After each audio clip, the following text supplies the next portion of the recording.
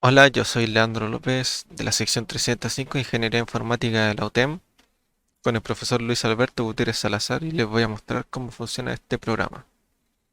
Primero tenemos tres funciones que se muestran aquí al inicio que son parte del programa principal que mostraremos después, así que las saltaré por mientras y después daré la correspondiente explicación.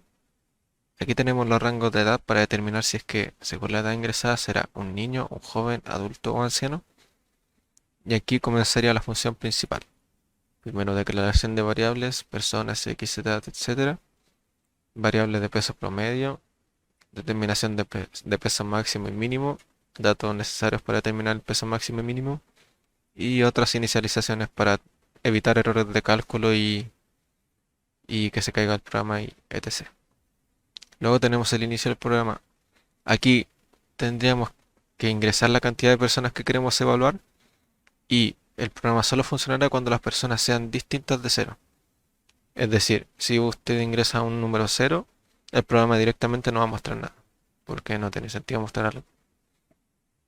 Ahora, este ciclo se encargará de pedir todos los datos de las personas, mientras esta X sea distinta de persona. Una X que está declarada aquí abajito, como X es igual a X más uno y se inicializa en cero.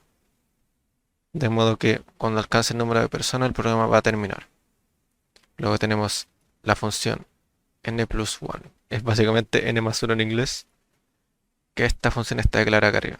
Esta se encarga de simplemente escribir en pantalla persona 1, persona 2, persona 3, etc. Así de simple. Luego pedimos que se ingrese la edad. Scanf, la edad. Y si es que la edad está en este rango, el programa va a seguir funcionando. Si no, va a mostrar en pantalla que es una edad incorrecta. Luego pide ingresar el peso en kilogramos. También tiene que estar entre este rango. Y luego finalmente termina pidiendo la estatura en metros y se ingresa entre 1 metro y 3 metros la estatura. Luego, si es que todos estos datos son correctos, o sea, no se salen de ningún rango, se van a hacer todos estos cálculos. Aquí se muestra el cálculo del IMC y según el IMC calculado se mostrará si el riesgo bajo, riesgo medio o riesgo medio de nuevo y riesgo alto. Luego tenemos los filtros de los niños. Según la edad, se guardará el peso máximo de niños, el peso mínimo, se sumará uno a la variable niños para saber cuántos hay y la suma del peso de los niños para hacer cálculos más adelante.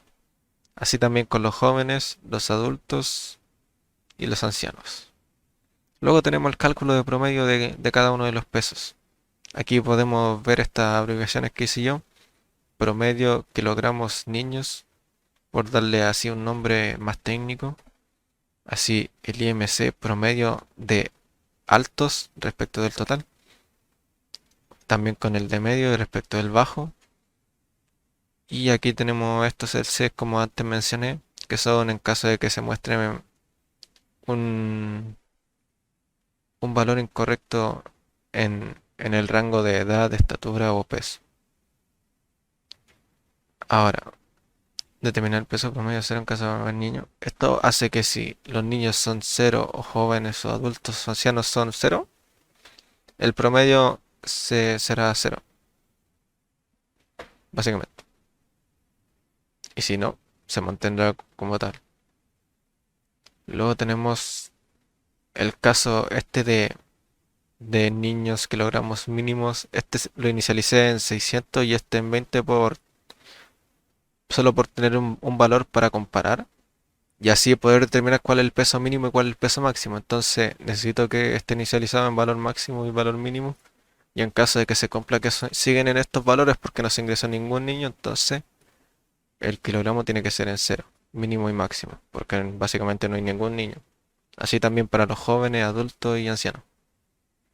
Y finalmente tendríamos los datos del programa, las estadísticas, todos los pedidos, solo si la cantidad de personas es distinta a cero, como antes mencioné. Y aquí tenemos la primera función.